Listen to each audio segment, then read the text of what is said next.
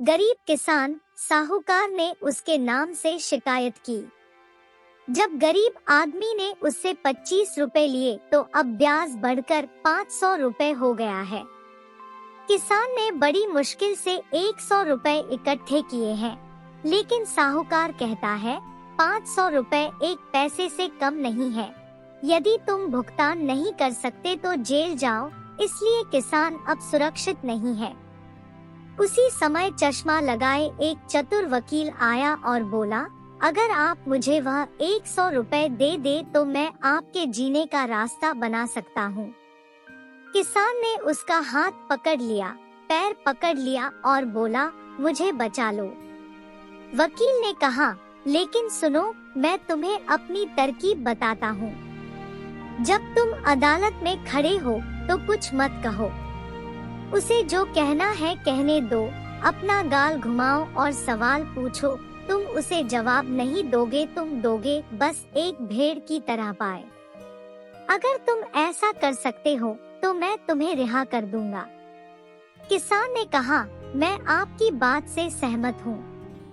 अदालत में साहूकार के वकील ने किसान को डांटते हुए पूछा, तुमने 7 साल पहले 25 रुपए का कर्ज लिया था।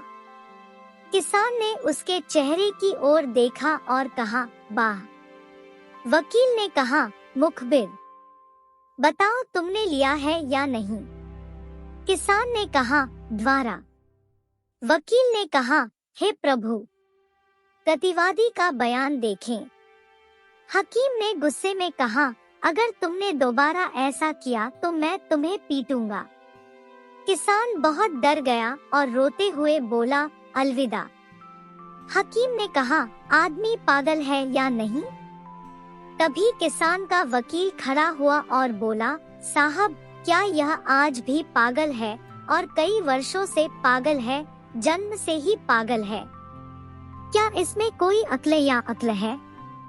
क्या यह फिर कर्ज लेगा? क्या यह कभी लिख सकता है एक काम? और एक पागल आदमी का काम लिखे या क्या? देखो, इस गरीब साहूकार के ट्रंक को देखो। वह जानबूझकर पागल आदमी को धोखा देने के लिए निकला था। ओह, क्या वह अपने सही दिमाग में है? उन्होंने कहा, यहाँ एक उंगली डाले पागल को क्या पता उसने किया। यही बात है। 2 वकील झगड़ पड़े।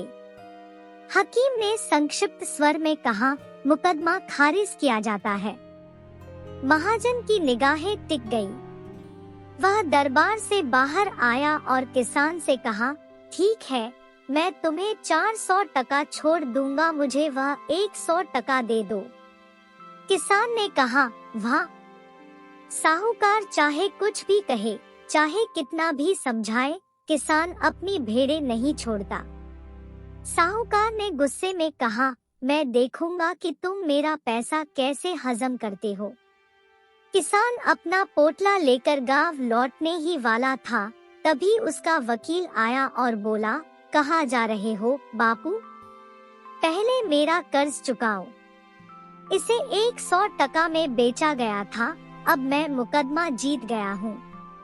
किसान ने आश्चर्य से उसके चेहरे की ओर देखा और कहा, वाह। वकील ने कहा, बापू, यह चाल मत करो, अभी पैसे निकालो। किसान मूर्ख की तरह लग रहा था और फिर से बोला, वाह। वकील ने उससे बहुत नरम बातें कही, लेकिन किसान के मुंह में केवल एक ही उत्तर आया।